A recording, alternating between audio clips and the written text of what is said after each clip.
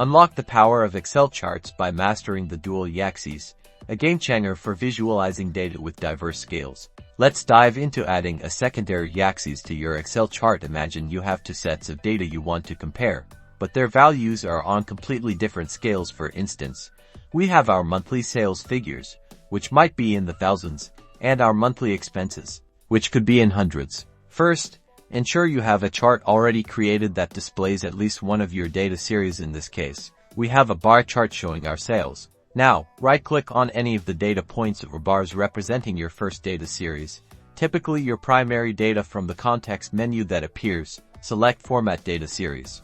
The Format Data Series pane will open. Look for the Series Options section. You'll see two choices: Plot Series on and Axis Type.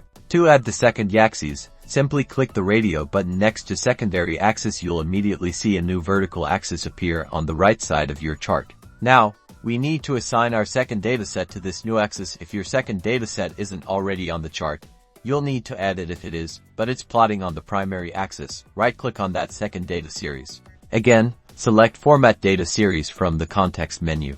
In this pane, under Series Options, select the radio button for Secondary Axis. Watch as your second data series now aligns to the new axis on the right, with its own independent scale.